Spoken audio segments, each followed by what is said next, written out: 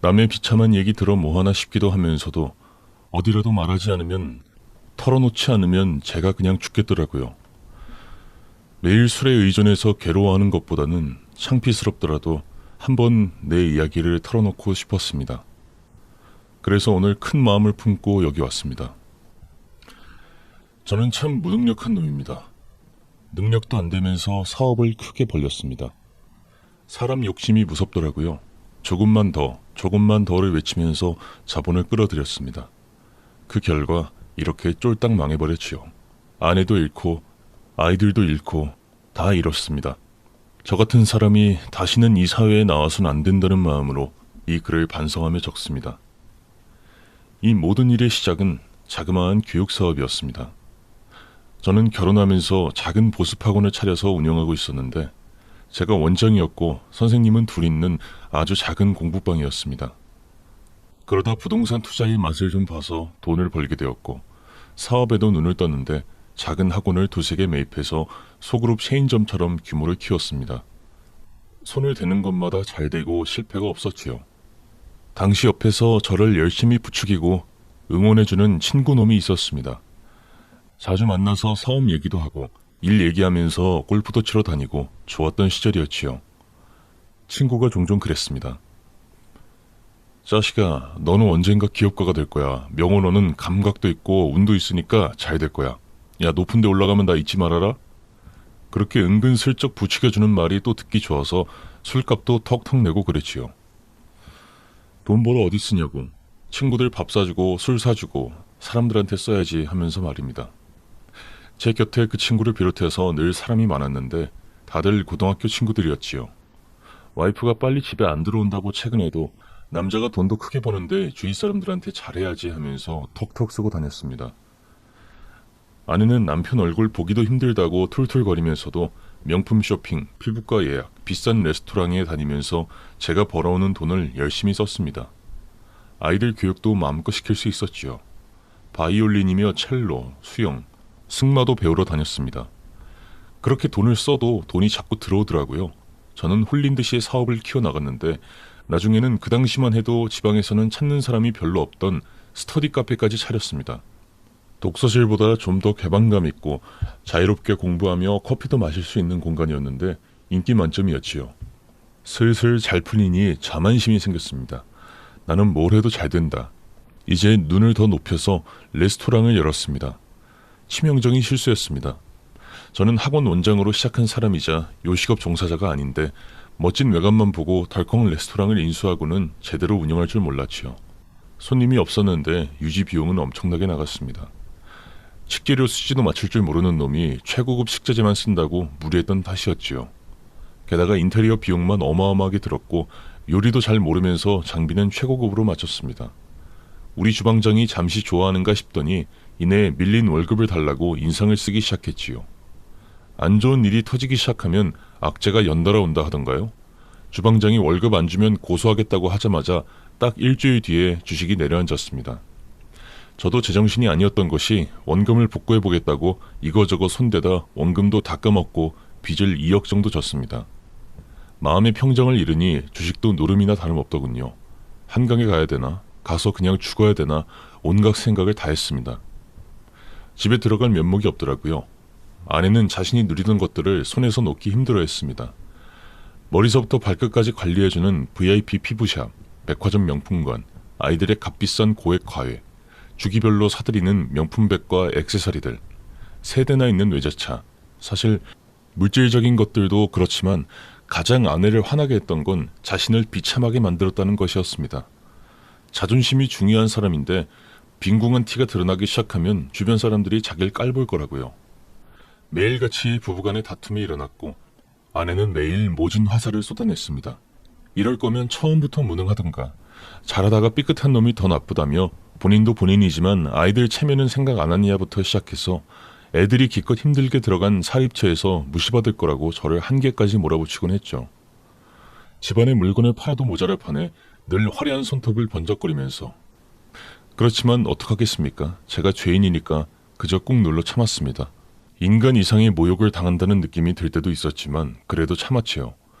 그러다 저를 한계까지 몰아붙인 한마디는 아내가 아니라 아이들의 입에서 나왔습니다.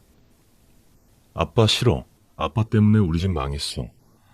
그 한마디에 제가 무너질 줄은 꿈에도 생각하지 못했지요. 너희들 그게 무슨 말이야? 했는데 딸아이가 펑펑 울면서 그러더라고요.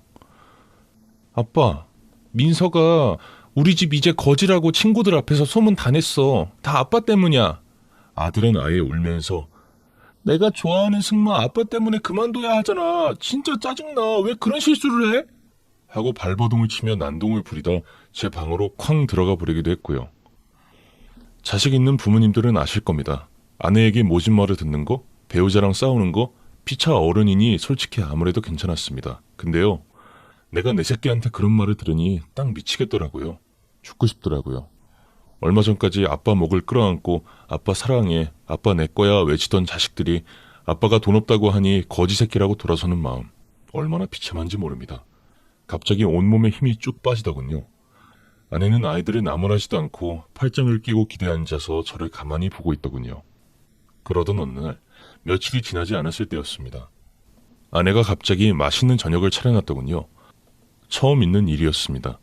우리 결혼 초기엔 학원이 바빠 그럴 수 없었고 아이들 키울 땐 자기 몸이 힘들어서 밥을 안 차렸고 일이 많아지기 시작하자 몸이 아파서 낮에는 움직이기 힘들다 합니다. 그랬던 아내가 갑자기 이렇게 심각한 상황에서 갑자기 정성스럽게 칠첩반상을 차려놨으니 무슨 꿍꿍이라도 있나 싶었습니다. 이게 뭐야? 하고 낯설어하는 저를 보더니 아내가 앉으라고 하더라고요. 얼굴에 은은하고 다정한 미소를 띠고 있는데 그 당시 저를 보던 눈빛과 너무 달라서 무서울 지경이었습니다. 밥을 한술 뜨는데 곁에 앉아서 생긋 웃더니 맛있어? 하는데 혹시 나를 해코지하려고 일어나 싶기도 하고 별의별 생각이 다 들었습니다. 갑자기 왜 이러는 거야? 어머, 내가 남편 챙겨준다는데 뭐가 잘못됐어? 아니 그런 건 아닌데. 그렇게 정적이 흐르고 밥을 다 먹은 후에 아내가 커피까지 한 잔 내오더군요. 우리 얘기 좀 해. 그러면 그렇지. 힘이 쭉 빠졌습니다. 우리 이혼하자. 어? 이혼하자고. 순간 세상이 다 무너지는 것 같더군요. 제 잘못인 것도 맞고 아이들에게 면목 없는 것도 맞고 다 맞았습니다. 그런데 나에게 기회를 주었다면 내가 어떻게든 살아났을지도 모릅니다. 아이들과 아내를 위해서 뭐든지 할 각오가 되어 있었습니다. 남의 집 수발을 들라고 해도 들었을 거고 동네에서 전단지 알바를 하라고 해도 했을 겁니다. 근데 이혼이라니요. 갑자기 밥 먹은 게 콱 얹히더라고요. 아내한테 말했습니다.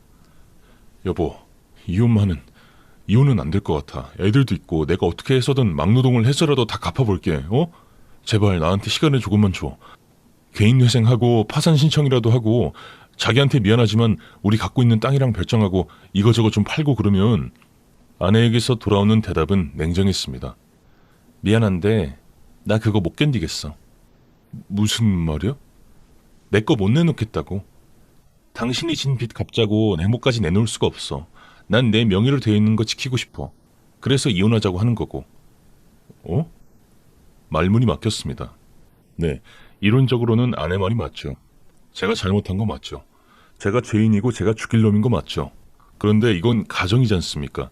우리가 같이 낳은 아이들이 있고 같이 키우는 아이들이 있고 어떻게 이렇게 남보다 못하게 저를 버리려 하는지 가슴이 너무 아파서 힘들더군요. 여보, 우리 부부잖아. 제가 간신히 꺼낸 말이었습니다.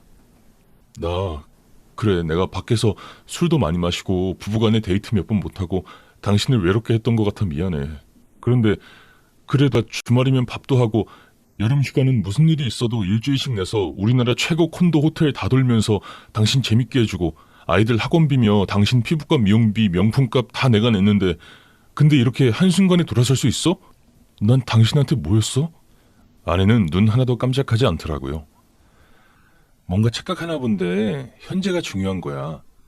지금 당신 빈털털이고 나는 내가 가진 거라도 지키고 싶어. 당신이 실수했지 내가 실수한 거 아니잖아. 염치가 있으면 이혼 합의해줘. 당신 하나 실수한 것 때문에 나랑 아이들까지 끌어들이지 마. 아이들도 얼마나 힘들어하는지 알아? 민희는 자다가 악몽까지 꾸고 소리는 아빠 때문이라고 어제 울었어. 당신이 애들의 고통을 알아? 우리가 당신 빚 갚자고 가진 거 다 내놓으면 나랑 아이들은 그 눈총 어떻게 감당하라고? 할 말이 없었습니다. 염치도 없었지만 마음속에 뭔가 불덩어리가 자꾸 치밀어 올랐습니다. 눈물이 나더군요. 창피한 줄도 모르고 아내 앞에서 펑펑 울었는데 아내는 제가 눈물 콧물 흘리며 말없이 오열하는 걸 보면서도 가만히 있더라고요. 그러더니 제 앞에 이혼 서류를 밀어놓고 화장하고 핸드백을 챙겨서 나가버렸습니다. 아이들 학원 끝나는 대로 데리고 커피숍 가서 시간 보내고 올 거야.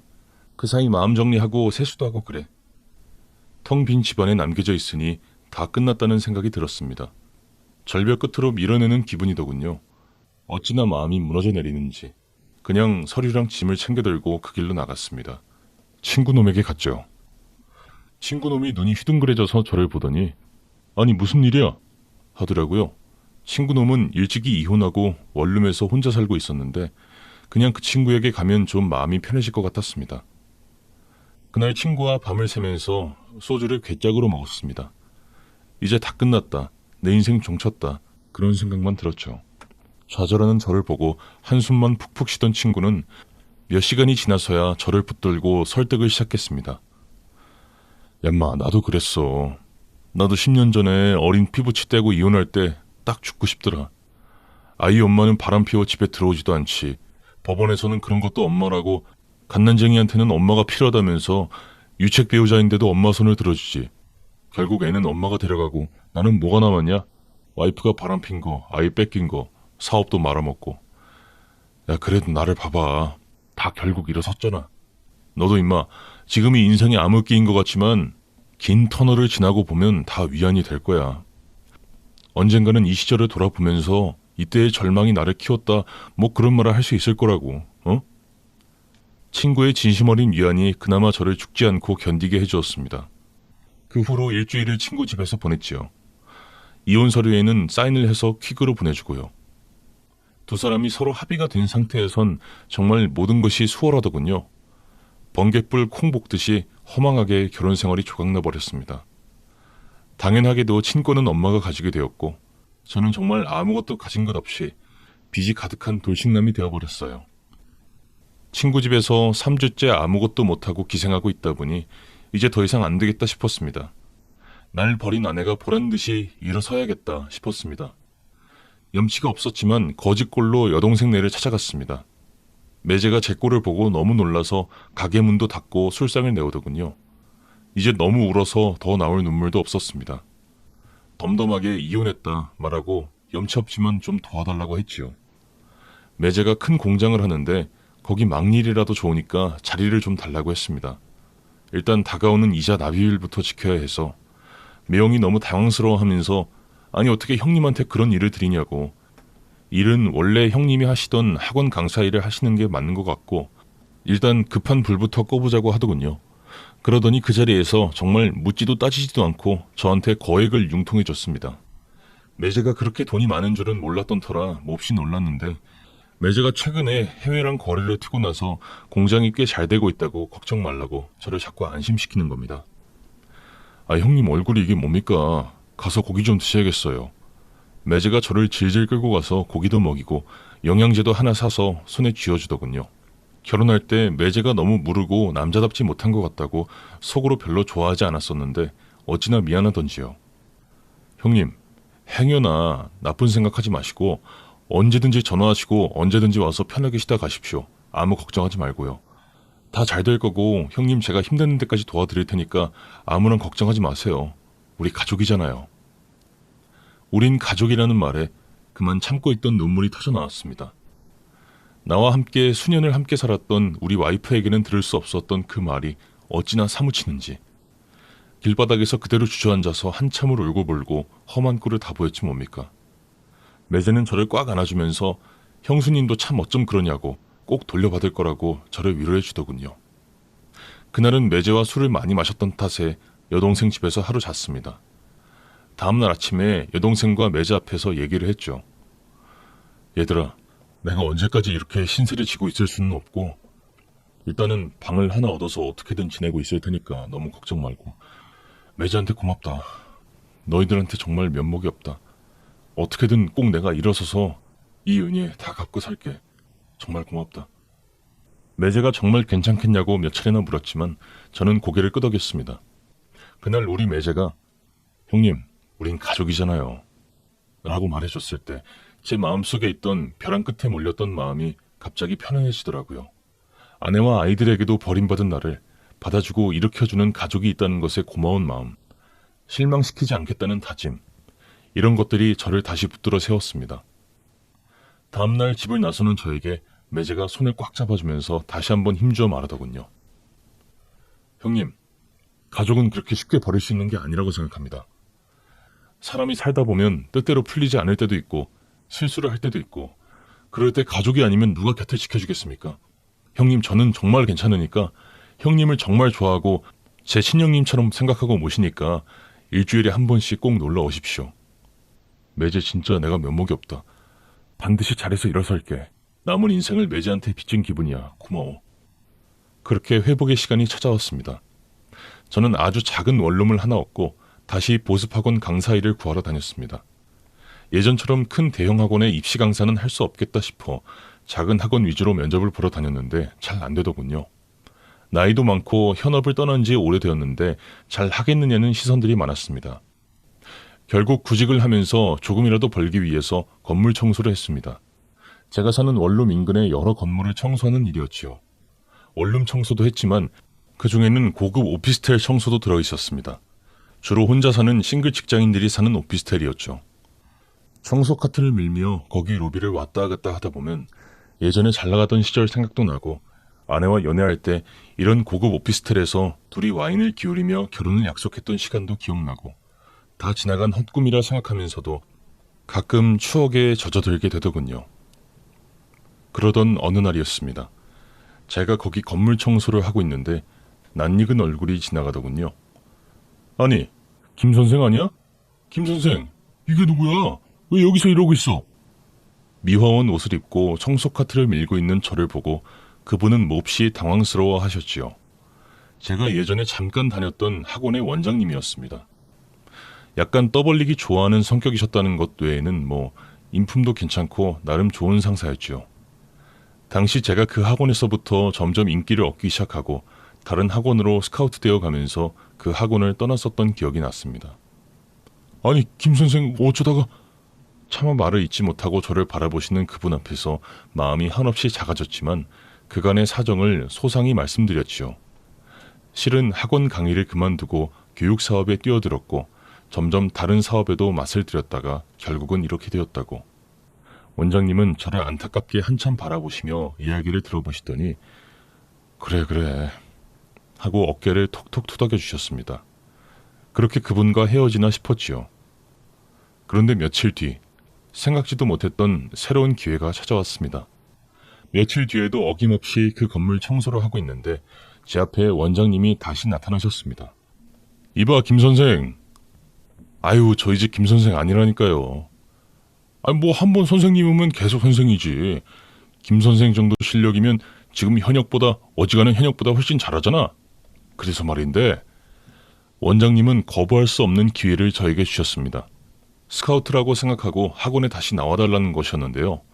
그 사이 본인의 학원도 제법 커져서 규모가 많이 커졌는데 스타 강사가 필요하시다면서 보수도 꽤 괜찮고 심지어 교무실장 자리를 주시겠다고 하시는 겁니다. 거기에 더해 제가 일하는 오피스텔 자리까지 하나 주신다고 하시더군요. 알고 보니 학원에서 강사들에게 주는 오피스텔이었습니다. 이만하면 이제 김 선생 안 뺏겨도 되겠지? 내가 그때 얼마나 아깝던지 일주일 동안 잠을 못 잤는데 여기서 다시 주워 먹네? 원장님은 허허 웃으시며 농을 치시더군요. 예전에 제가 연봉 협상에 실패하고 다른 학원으로 스카우트 갔던 것을 말씀하시는 것이었습니다. 괜히 또 눈물이 핑 돌더군요. 저는 굉장히 이성적인 사람이고 피도 눈물도 없는 스타일인 줄 알았는데 적어도 내가 헛살지 않았다. 내 주위에 이런 고마운 분들이 많았구나 하는 생각이 다시금 들었습니다. 우선은 갑자기 청소 일을 그만둘 순 없었고 다른 사람이 구해질 때까지 일주일 정도는 일을 해주기로 해서 저는 이런저런 준비를 하며 일주일 동안 계속 청소를 했습니다. 실은 그 기분을 잊고 싶지 않아서 더욱 그랬습니다. 다시 정신을 바짝 차리고 살겠다는 각오로 눈에 보이는 것들을 반짝반짝 닫고 깎으면서 걸레질을 하면서 마음을 다잡았습니다. 잿더미 속에서 화려하게 부활하는 피닉스처럼 나에게도 인생 2회차가 찾아올 것이라는 믿음으로 정성을 다해 청소를 마쳤지요. 같은 오피스텔에서 갑작스럽게 아내를 마주친 건 3일 뒤였습니다. 엘리베이터 앞에서 낯익은 뒷모습이 보이는 순간 너무나 놀랐지요.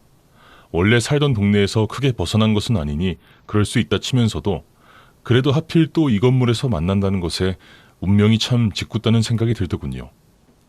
혹시나 하는 마음에 아내 이름을 불렀습니다. 아내가 저를 힐끗 돌아보는데 너무 놀라서인지 그만 들고 있던 가방을 떨어뜨리고 말았지요.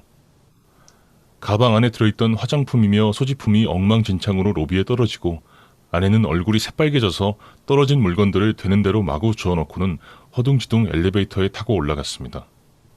엘리베이터 문이 탁 닫히는 순간 청소 카트를 끌고 청소부 옷을 입은 제 모습이 비치더군요. 아, 그래서 그랬구나. 그래서 저렇게 귀신이라도 본 듯 모른 척하고 달아나 버렸구나. 마음이 씁쓸했습니다.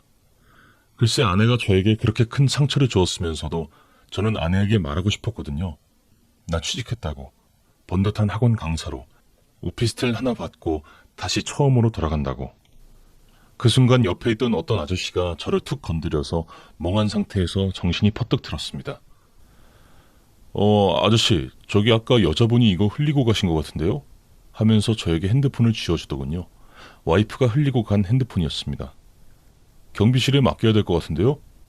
라는 말을 남기고 남자는 무심히 사라져버렸고 저는 그대로 텅 빈 로비 한가운데 핸드폰을 든 채 우두커니 서 있었습니다. 핸드폰을 만져보니 비밀번호가 걸려있지 않더군요. 더 열어봐야 되는지 말아야 하는지 많은 고민이 들었습니다. 결국 저는 유혹을 이기지 못하고 핸드폰을 그대로 들고 퇴근했습니다. 집에 가는 내내 심장이 쿵쿵 뛰더군요. 집으로 돌아와서 테이블 위에 아내의 핸드폰을 딱 놓고 열어볼까 말까 고민을 하다가 눈 딱 감고 핸드폰을 뒤지기 시작했습니다. 우리가 합의 이혼에 이른 지 2달 남짓한 시간이었습니다. 롤러코스터를 타고 꼭대기에서 나락으로 추락한 지 얼마 되지도 않는 시간이었으니 아내에 대한 내 감정, 아들과 딸에 대한 내 감정, 추스르기 참 힘든 시간들이었기에 많이 망설였지요. 그래도 무엇보다 우리 아이들이 보고 싶었습니다. 아내는 죽도록 미우면서도 아내가 보고 싶기도 하고 나도 내 감정이 무엇인지 모르게 혼란스러운 가운데 그리운 아이들 얼굴이나 보고 경비실에 돌려주자 싶어 조심스럽게 핸드폰 속 사진첩을 열었지요. 사진첩에 첫 사진이 뜨는 순간 저는 아무 말도 하지 못하고 그대로 얼어붙어 버렸습니다. 아내의 곁에 다정하게 머리를 맞댄 남자가 있더군요. 호텔 가운을 걸친 두 사람이 맨 얼굴로 다정하게 머리를 맞댄 모습을 보자마자 망치로 뒤통수를 후드려 패는 듯한 충격을 받았습니다. 그리고 그 사진 속의 남자, 내 아내와 함께 침대 위에서 호텔 가운을 입고 편안한 표정으로 웃고 있는 그 남자는 바로 제 친구였습니다. 원룸에서 나를 일주일 동안 재워주었던 친구, 밤새도록 소주를 마시며 울부짖는 나를 위안해주며 새 출발할 수 있다고 다독여준 친구, 내 인생에서 가장 친하다고 생각했던 나의 단짝. 손가락이 덜덜 떨려서 핸드폰이 미끄러져 땅으로 떨어지더군요. 숨쉬기가 힘들 만큼 벅찼지만 간신히 마음을 가다듬고 다시 핸드폰을 주워들었습니다. 사진을 찍은 날짜를 확인해야 했습니다. 이미 두 사람이 그런 사진을 찍었다는 것에 모든 설명이 되었지만 그래도 날짜를 보고 싶었습니다. 이런 사진이 더 있는지도 봐야 했고요. 손에 땀이 배어 축축해지면서도 핸드폰을 부여잡고 떨리는 마음으로 간신히 사진을 넘겨봤습니다. 제가 보고 싶었던 아이들의 사진은 한 장도 없었습니다. 모든 사진은 그놈과의 사진뿐이더군요. 그런데 언제까지 거슬러 올라가는지 사진이 끝도 없는 겁니다. 봐도 사진이 끝없이 나왔습니다. 아내가 이혼하자 말하기 이전에 찍은 사진이 나오는 순간 눈물이 뚝뚝 떨어지기 시작하더군요. 제가 사업에 실패했던 그 시기도 넘었습니다. 우리 결혼기념일, 아이의 생일, 언제부터 두 사람이 이런 관계였는지 알 수도 없을 만큼 오래되어 보이더군요. 마지막으로 제가 보고 눈을 감아버린 사진은 두 사람이 케이크를 놓고 행복하게 웃음 짓는 사진이었습니다. 10대 애들이 사진에 글씨를 써서 꾸미는 것처럼 사진에 글씨가 들어가 있더군요. 행복한 우리만의 7주년. 7주년. 눈이 멀어버릴 것 같아 핸드폰을 던져버리고 누워서 한참을 멍하니 있었습니다. 7주년. 7주년이라는 시간 동안 둘이 놀아놨다니. 서로의 사생활을 존중해주는 문화인이라며 아내의 폰은 일절 본 적이 없었는데 이렇게 발칙한 짓을 저지르고 살았다니. 어떻게 이럴 수가 있었단 말입니까? 모든 상황을 알게 되자 점점 머리가 차가워지면서 냉정해지더군요. 어떻게 하면 이놈들을 박살내버릴 수 있을까? 이걸 그냥 넘어갈 수 있을까? 온갖 생각이 다 들었습니다. 그리고 한 가지 아이디어가 떠오르더군요. 아내가 죽기보다 싫어하는 것, 바로 체면. 남들에게 알려지는 거, 창피한 것이었지요. 남편 사업이 망한 것도 창피하고 재산을 잃을까봐 이혼하자 하는 여자가 이혼하고 원룸에 사는 남편의 친구와 바람을 폈다? 그것도 불륜관계인 것이 알려진다면 당장 헤어지려고 하겠지요. 두 사람의 주고받은 메시지도 확인했습니다. 제 예상대로더군요.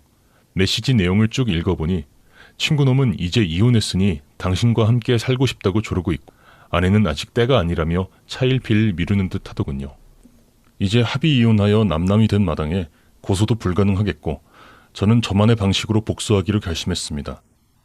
친구놈 이름으로 커다란 꽃다발을 준비하고 케이크도 주문하고 이벤트 회사에 연락을 했습니다. 이벤트 회사에서 정말 괜찮냐고 몇 번이나 되묻는 걸 괜찮다 했습니다. 아마 제가 굉장히 눈치 없는 남자친구라고 생각하는 듯 하더군요. 아내는 그룹 계열사의 홍보팀에서 일하고 있었는데 꽤 직급도 높고 후배도 많아서 자기 포지션이 늘 존경받는 입장이라는 걸 공공연히 알려왔지요. 회사에서는 일도 척척 해내고 내조도 하고 아이들도 곧잘 키우는 대단한 어머니 행세를 하는 모양인데 자기 이미지 때문에 아직 이혼한 것을 알리지 않은 모양이더라고요. 곧장 핸드폰을 찾게 될 테니 시간이 얼마 없었습니다. 저는 야간 인쇄를 하는 곳에 연락해서 전단지도 만들었습니다. 학원 강사들을 위한 곳이라 싸게 대량 인쇄할 수 있었지요. 인쇄소 사장님이 초췌한 얼굴의 저와 전단지 시안을 몇 번이고 번갈아 보면서 한숨을 푹푹 쉬더군요. 진짜 이거 하시게요? 선생님, 괜찮으신 겁니까? 저는 딱 잘라 말했습니다. 최대한 많이 뽑아주세요. 인쇄소 사장님은 한참 말이 없더니 무료로 해주시겠다 하시더군요. 전단지 안에 아내 핸드폰에서 찾은 온갖 사진들이 다 들어갔습니다. 물론 차마 눈뜨고 볼 수 없는 사진들과 두 사람이 주고받은 메시지도 함께 말입니다. 머릿속에서 무슨 공장이 돌아가는 것처럼 계획이 착착 섰습니다. 그대로 밤을 꼴딱 세우고 전단지를 챙겨 아침 일찍 아내 회사 앞에 나갔습니다. 야구 모자를 깊이 눌러 쓰고 선글라스를 낀 상태여서 저를 알아보는 사람은 없었지요. 팔토시에 추리닝을 갖춰 입으니 그럭저럭 길에서 전단지 뿌리는 아르바이트생 같은 차림이 되었습니다. 그런데 막상 빌딩 입구에서 전단지를 나눠주려 하니 문제가 생기더군요. 나이 지긋하신 경비원 아저씨가 저를 막으셨습니다. 여기서 이러시면 안 돼요. 딴 데 가서 하세요. 하는데 경비 아저씨가 전단지에 눈길을 주더니 눈이 휘둥그레지더군요. 아니, 전단지에 커다란 글씨로 기획 홍보부에 누구누구의 더러운 불륜을 폭로합니다 라고 써놨더니 더 놀라신 듯 했습니다. 진짜 그러면 안 되지만 미친 척하고 경비 아저씨한테 애걸복걸했습니다. 선생님도 부인이 있으신가요? 제가요, 친구놈이랑 와이프가 바람나서 이러는 겁니다. 사람 한번 살린다 치고 제발 한 번만 눈 감아주세요. 말리는 척하고 제가 버티는 척 할게요. 제발 부탁입니다. 안 그러면 저 죽습니다. 경비 아저씨도 너무 난처해 하셨지만 제가 거의 미친 사람처럼 보이니 허허 거참 거참 둘이 알아서 해결하세요 하면서도 슬쩍 놓아주시더군요. 전단지를 받은 사람들이 무심결에 펼쳤다가 어머를 연발하며 안으로 들어갔습니다. 짜릿했습니다. 이걸로 고소? 혹시 고소 당한다면 다 물어줄 각오하고 온 곳이었습니다. 아내가 출근하는 것이 보이더군요. 아내가 가까이 다가오고 제가 준비한 전단지를 건넸습니다. 아내는 그런 걸 정말 싫어하는 사람이라 예상대로 싸늘하게 제 손을 차내더군요. 안 받아요. 하고 쌀쌀맞게 들어가려 했습니다. 저는 안으로 들어가는 아내를 유심히 지켜보았습니다. 엘리베이터 앞에서 전단지를 보며 웅성거리던 사람들이 아내를 쳐다보는 것이 통률이 안으로 보이더군요. 아내가 이상한 낌새를 눈치챘는지 잠시 멈춰서더니 전단지에 시선을 주는 것까지 다 보였습니다. 저는 얼른 전화기를 꺼내들고 이벤트 회사에 연락을 했습니다. 지금 나오시면 됩니다. 앞에 트럭이 멈춰서고 요란한 음악이 나오고 난리가 났지요. 안에서 아내가 허겁지겁 달려 나오더군요. 뭐 하시는 거예요? 하고 비명을 지르는데 이벤트 회사에서 준비한 전광판에서 영상이 나오고 난리가 났습니다. 촌스럽고 커다란 현수막에 시련 끝, 행복 시작이라고 거창하게 적어놓은 플랜카드도 펼치고 시끄럽게 음악도 틀고 풍선이며 꽃가루며 왕창 뿌려대면서 전광판에 커플 사진을 띄웠습니다. 이벤트 회사에서 나중에 저한테 엄청 항의하더군요. 어떻게 불륜 폭로에 자기네 업체를 이용하느냐고 이미지 떨어졌다고 엄청 따졌습니다.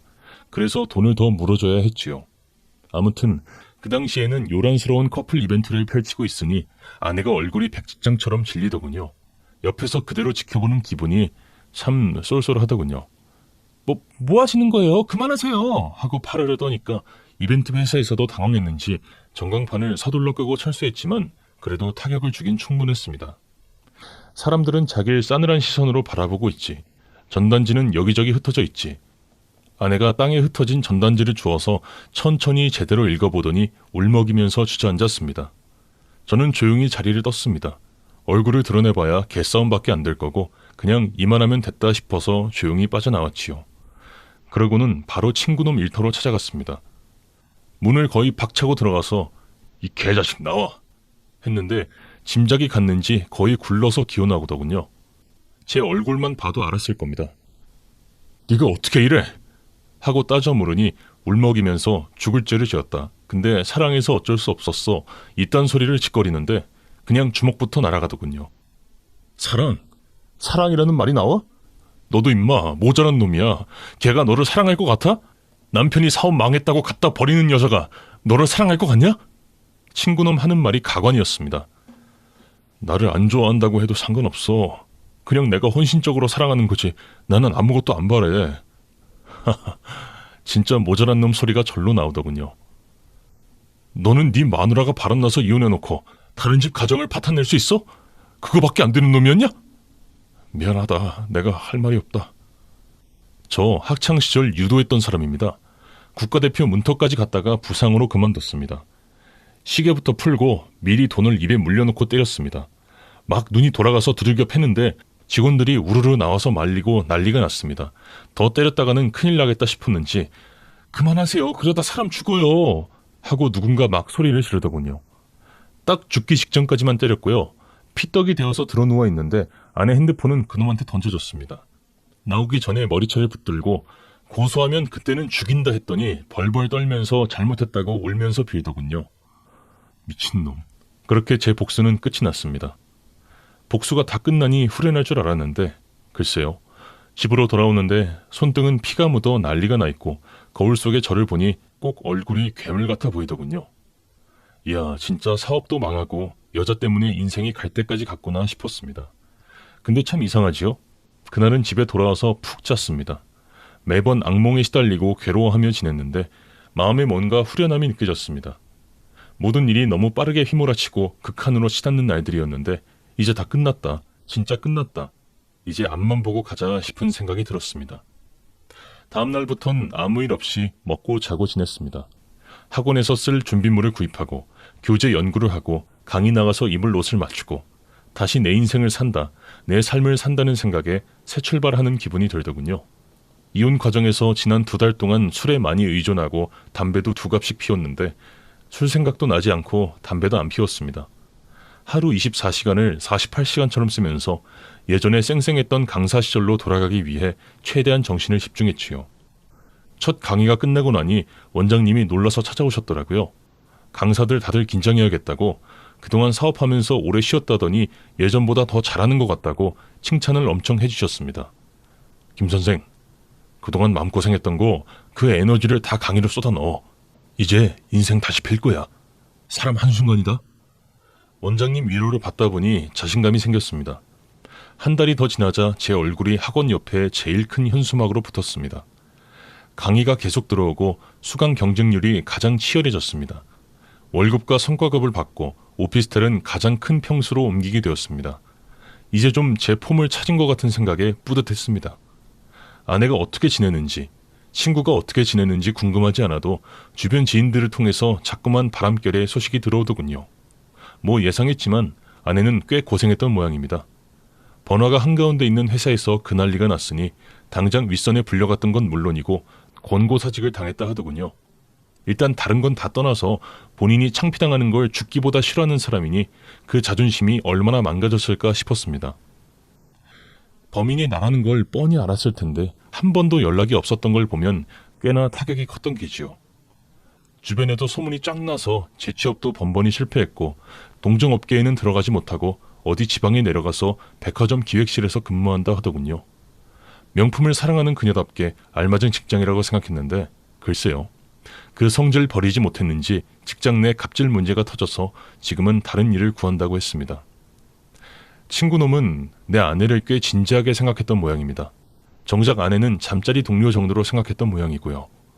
그랬으니 당연히 두 사람은 헤어졌고 아내가 자신을 얼마나 수치스럽고 창피하게 여기는지 알게 되었으니 더욱 비참했을 겁니다. 어디서 뭐하고 사는지 모릅니다. 어느 날 야반도주하듯 사라졌다고 하더군요. 그 일이 있고 1년이 더 지났습니다. 지금 저는 그럭저럭 잘 살고 있습니다. 여전히 빚을 갚고 학원 일이 끝나면 오피스텔로 돌아와 교재를 연구하고 또 나가서 일하고 빚 갚고 그런 날들이 연속입니다. 씁쓸하기도 하고 많이 울기도 울었고요. 그래도 우리 매제가 수시때때로 놀러와서 괜히 형님 하고 치대기도 하고 같이 술 한잔 기울이며 이런저런 얘기도 하고 얼마 전에 태어난 조카를 내 자식처럼 예뻐하면서 그렇게 살고 있네요.